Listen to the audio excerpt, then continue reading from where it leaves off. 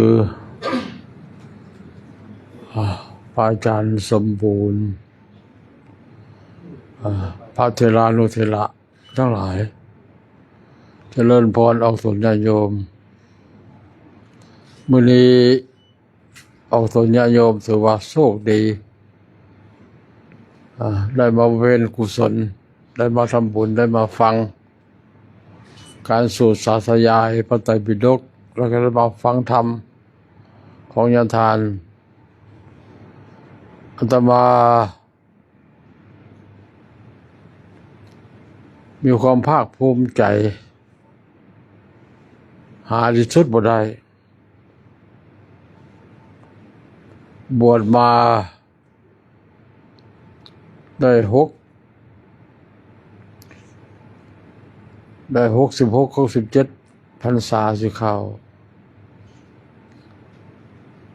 ได้ลูกศิษย์หลายแต่ลูกศิษย์ที่ดีเด่นกว่าทุกองค์อยู่ในประเทศลาวแม่นญาติทานเท่านี้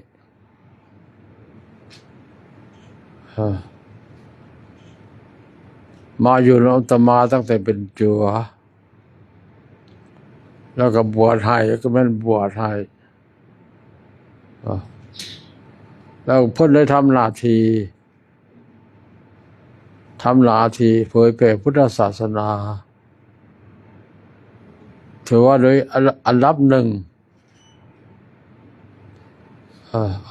งคือในหลวงใจของอาตมาแม้แต่ศูนย์กลางอพส.ก็ยังเผยแผ่สู่เพิ่นบ่ได้แต่ละปีเพิ่นทำการเผยแผ่อยู่แขวงนอกจากแขวงกันหลายบ่อนได้หลายสำนัก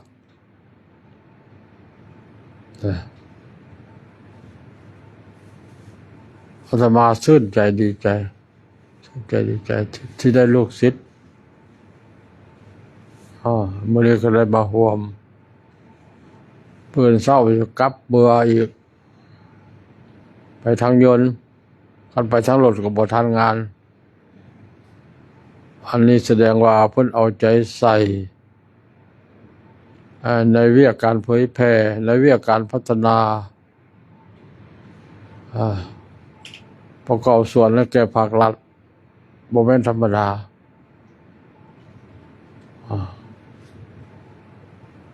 ก็ขอบุญกุศลทั้งหลายที่เพิ่นได้บำเพ็ญมาที่เพิ่นได้ช่วยเหลือประกอบส่วนให้แก่ประเทศชาติพุทธศาสนาให้เพิ่นมีสุขภาพพลามัยแข็งแรงได้ช่วยองค์การอยู่ในอันดับหนึ่งของประเทศด้านการเผยแผ่โดยเฉพาะอาตมาละชื่นใจดีใจภูมิใจในเรื่องงานของเพิ่นถือว่าต่างหน้าให้ศูนย์กลางต่างหน้าให้อาตมาภูมิใจดีใจนำ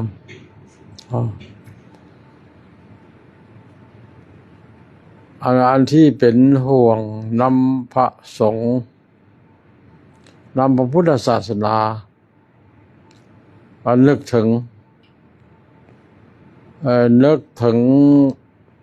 คำโอ้ลมของพ่อพันธุ์คำวิภาวันในปีค.ศ. 2011กรรมาธิการศึกษาสงฆ์ไปจัดกองประชุมใหญ่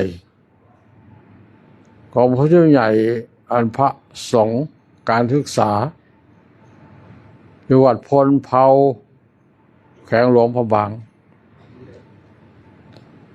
สมัยนั้นอาตมาเป็นรองผู้อำนวยการวิไลสงฆ์องค์ตื้อแล้วท่านพันคำวิภาวันเป็นรัฐมนตรี กระทรวงศึกษาธิการ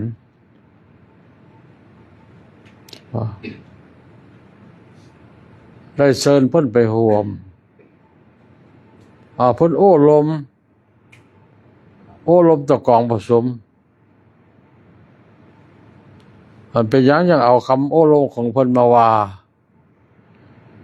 ก็เรื่องจากว่าพระสงฆ์องค์เจ้าของเขา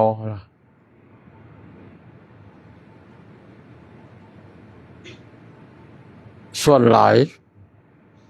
ไปเรียนจบมาจากประเทศเพื่อนบ้านเขานอกจากไทยแล้วก็มาจากเมียนมาส่วนหลายจากอินเดียก็มีหรือจากประเทศอื่นๆก็มีอะไรท่านพระคำวิภาวันเพิ่นว่าการศึกษานี่นะ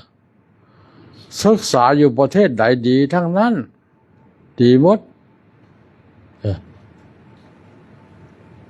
แต่เวลาออกมาอย่าได้ออกมาหมดเพิ่นบอกให้คัดเลือกเอาให้คัดเลือกเอาอันไหน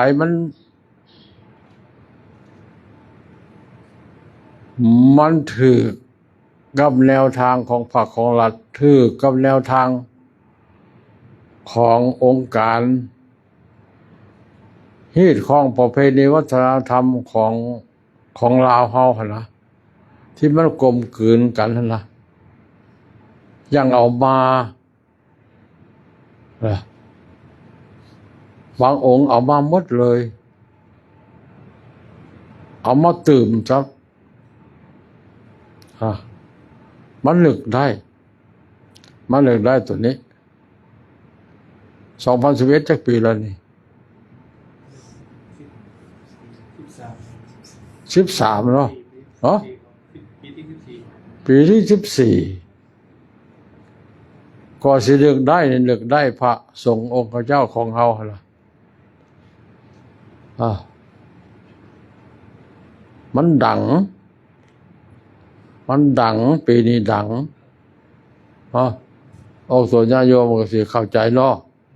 มันดังแนวไหนแต่ก่อนมันดังอยู่ประเทศเพื่อนบ้านของเขาปีนี้มันดังบ้านเฮาอีกนะเรามานั่งคิดนอนคิดบะมันเป็นอะไรเนาะเรามาเลิกถึงคำว่าของพ่อพันธุ์คำวิภาวันเฮานี่นะเพิ่นว่าเพิ่นไปโอ้ลมต่อกองประชุมใหญ่การศึกษาสงฆ์ทั่วประเทศเพิ่นว่าดีใจที่ไปเรียนต่างประเทศนะแต่ว่า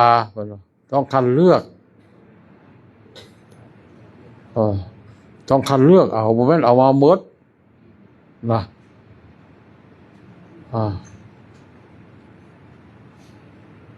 นี่ขอฝากเนาะขอฝากยังหน่อยพ้นเนาะคันเลยว่าอยู่บ่อนหลายๆก็สิคันน่ะอยู่เนาะขอฝากมานั่งอยู่บ่คิดถึงคำว่าของเพิ่นหลายปีผ่านมานะตัวนี้สำคัญบ่คือบทเทศเพื่อนบ้านเลยบ้านเราบ่ได้เปิดกว้างปานนั้นแต่ว่าสังคมโลกเขาขวัญยกย่องว่าประเทศลาวมีความสงบมีธรรมชาติสวยงามมีวัฒนธรรมอันโดดเด่นนะเขาเจ้าหลวงย่องทั้งสิที่ย่องสังสีหันย่องพ่อก็ไม่ออกเลยส่วนหลายย่องไม่ออกเขาแล้วนุ่งถือเป็นระเบียบเพียบพร้อยเลยเข้ามาวัดก็งาม ไปต่างประเทศก็งามสมมติว่าไปอินเดียนี่นะไปอินเดียนี่ทั่วโลกนี่นะสู้ประเทศลาวบ่ได้เลยไม่ออกบ้านเฮาไปใส่สุดงามนักข่าวถ่ายแท้ถ่ายว่าประเทศอื่นเขาไม่ได้สนใจปานใดเลยนะเราสังเกตเบิ่งมันเป็นลักษณะใดเบิ่งแล้วไร้หน้าไร้ตาย้อนไม่ออกเลยตัวนี้นะเรื่องวัฒนธรรมฮีดคองประเพณีนี่มาแล้วพระสงฆ์เข้าหลดมาเป็นเรื่องต่างมันดังปืดปาดอยู่ตัวนี้เล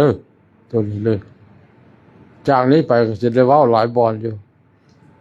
ได้เว้าหลายบอนเป็นอย่างเว้าพ่อหน้าทีเนาะพ่อหน้าทีชี้นำกรรมาธิการเผยแผ่ศีลธรรมและปฏิบัติกรรมฐานศูนย์กลางชี้นำกรรมาธิการสาธารณูปการนี่นะ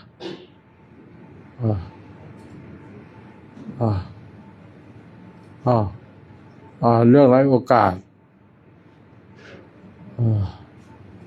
ครบรอบ87มื้ออื่นนี้คันเว้าแล้วหันพวกเขาว่าเฮ็ดบุญเฉลิมฉลองอายุวัฒนะพวกเขาส่วนหลายดีใจว่าได้87ที่จริงมันหมดไปแล้วหมดไป86แล้วจากนี้ไปยักจะได้เท่าไหร่นี่อย่างท่านใหญ่สลีเพิ่นว่ามันหมดไปมันได้เพิ่นว่าก็แม่นของเพิ่นเลยหมดไปเลยผมมีอายุ50 ปี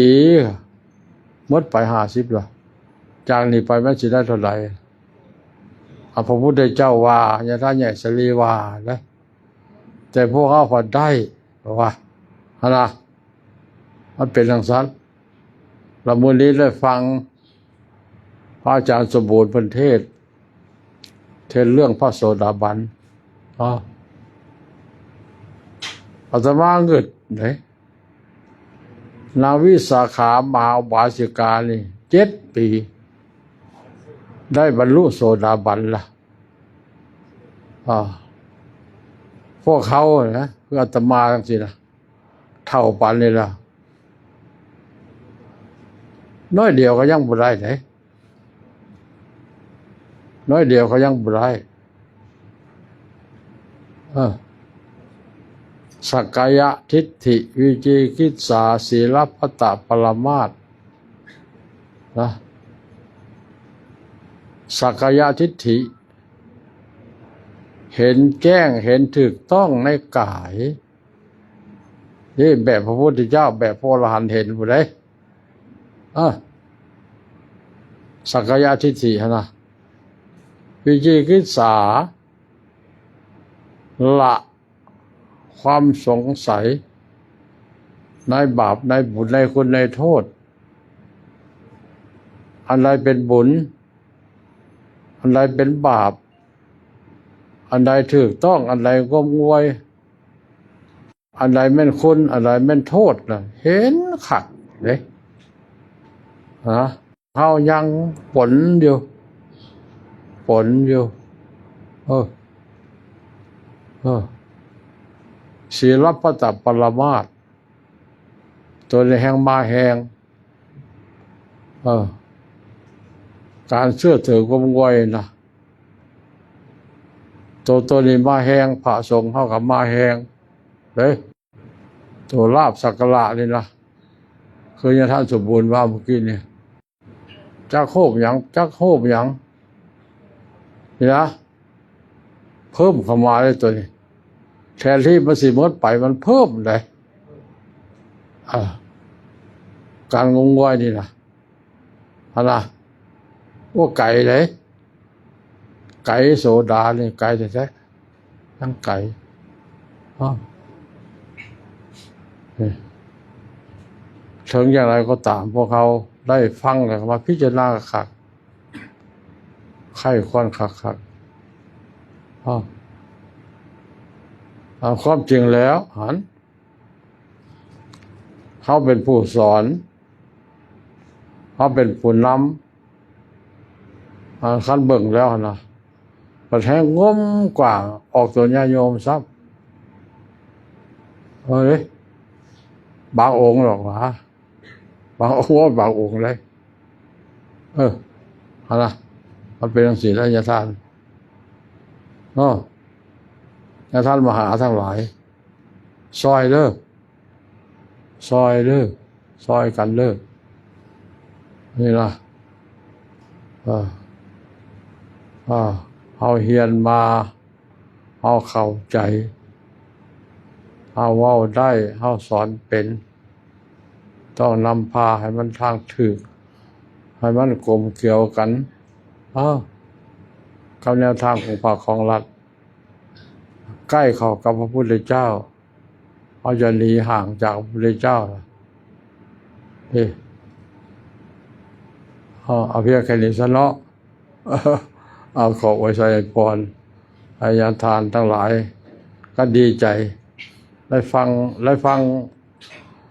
เพิ่นสูตรอยู่นะอันนั้นกับบได้ฟังน้อยเดียวมาสูตรอยู่ในซื่นใจเฮ้ยอ่อนซ้อนในเสียงสูตรก็ขอฝากให้ขยายตัวนี้เขาได้พระไตรปิฎกใหม่กำลังชื่นชมยินดีชมเชยเนาะมันดังภาพเพิ่นมันดังหลายๆบ่อนปีหน้าแห่งสิชมเชยได้ฉลอง50 ปีดินะจักพลายตัวเป็นภาษาลาวจะออกมาวัดศรีสะเกษนี่นะเห็นภาพป่าระดมทุนฮะเดี๋ยวนี้หันร่วมแล้วก็สิได้ฮอตตื้อเลยได้ฮอตตื้อเลยเฉพาะวัดศรีสะเกษนี่นะขอเพียงแต่พิมพ์ตัวลาวออกมาก็สิอย่างสิไปมอบให้ก็สิเอาหนังสือมาไหว้พระออกตัวญาติโยมผู้จองแล้วหันมาเอาอยู่วัดศรีสะเกษพี่นะวันเมื่อก่อนจากประเทศไทยเพิ่งกลับมาทอดก็ได้190,000เนาะเกือบว่า200,000บ่เด้เพิ่นเห็นเขาเห็นเพิ่งกลับมาย้อนนี่ไอ้จั่วเอาไปอยู่นะเพิ่นมาเห็นแต่ยังหลายองค์อยู่จะมานี่นะฉะนั้นเขาโฆษณาคักสูตรเรื่อยๆเนาะอันนี้ก็ขอชุมเชยอาจารย์ศรีชุบเพิ่นวางแผนก็ได้ผลได้เนาะได้ผลขอส่วนบุญส่วนกุศลทั้งหลายจงมาคำมาสู่ดุลครูบาอาจารย์ออกตนญาติโยมเด้ออย่าแม่เฮาพูดแม่สุวรรณเพ็งเฮามืดบ่นี่อันนี้แม่มโนราแม่ฟองสมุทรแม่พุทธเดลาแม่เอาใจใส่ได้เอาใจใส่ว่าขั้นโฆษณาหลายสิหลายคนนี้อันนี้พอได้เห็ดซ่องพอได้เห็ดอย่างรบกวนออกตัวญาโยมโพดเห็ดเลื่อยว่าสิเสเกตนะก็เป็นตาหนาอายถึงอย่างไรก็แล้วเอาเห็ดบุญเนาะเอาเห็ดบุญเพื่อประโยชน์แก่สังคมแก่ประเทศชาติแก่พุทธศาสนาเอาเห็ดบุญหลายตัวแห่งดีคันเห็ดบาปหน่อยนึงก็บ่ดีได้เห็ดบุญนี่ดีหลายแห่งดีนะเอาขอคุณพระพุทธพระธรรมพระสงฆ์มาปกป้องคุ้มครองครูบาอาจารย์ออกตนญาติโยม ให้อยู่ดีมีสุขทุกองค์ทุกคนทุกท่านด้วยเถิด สาธุสาธุอนุโมทนาขอแสดงความอบอุ่นคุณในความเมตตาของพระเจ้าใหญ่มหาเวทพระเสนาองค์พระประธานสุดกลางองค์การคุณศาสนาสัมพันธ์ในชาติของเราเราติดกันวันที่สังเกตที่ได้เมตตาสินสมุสิตได้จัดงานศูนย์ปัจจัยวิโรจน์สาธยายปัจจัยวิโรจน์ฉลองมีวันที่คุณ87 ปี67 ปีสาได้ปิดแล้วเป็นปีเยี่ยมพ่อแสดงความอนุโมทนาบุญทั้งพระเจ้าใหญ่สมบูรณ์ชดีปัญโยได้เสียสละเวลาอย่างยิ่งเดินทางมาจากสวรรค์เขตทั้งมาหวังสู่สาธยายและแสดงธรรมเทศนาแสดงความอนุโมทนาบุญพระเจ้าใหญ่บุญวิมุสิทธิศักดิ์การประจำศูนย์กลางองค์การพุทธศาสนาสัมพันธ์ในส่วนของเราวนาคณะกรรมการสร้างประการศูนย์กลางออกแบบครูบาอาจารย์คณะสงฆ์ใน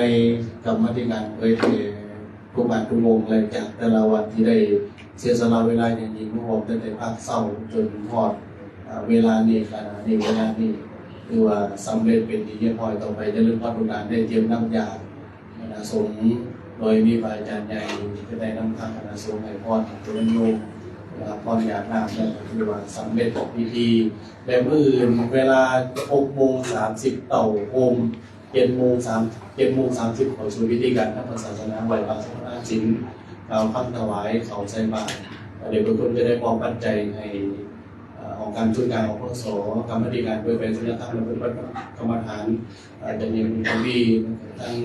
กองทุนนิสิตนักศึกษาสงฆ์เราวจรขอนแก่นนั่นคือเงินเพราะฉะนั้นของตัวนิยมเงินจำนวน88 บาท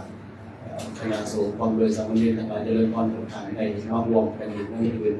พระราชนันบนปัญญาใหญ่ในสภาคณะสงฆ์แห่งความ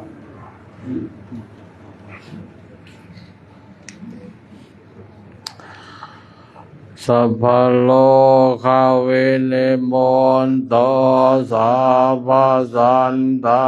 ปวัสสิโตสัพพเวรมติกันโตนิพโพโตยตุวังสัพพิติโยวิวัสสันตุสัพพะโลกวินาศตุมาเตภวันวันโยสุขีทีขาโยโกภวะอภิวาทนาสิลิสนัยจังวุฒายิโนจัตตาโลธรรมาวัฏทันติอายุวันโนสุขังสาลังสุญญานามะยัญจโคทักขินาลินนาสังฆมิสุปฏิทิตาอิตายาสัทธนาโสอุปกัปปติโสยติธัมโมจะอายังนิทัสสิโตเปตนาบูชาจักตาโอลาลาเอโกนะมโนปาทินังดมเหปุญญังปะสุตังอนาปการติ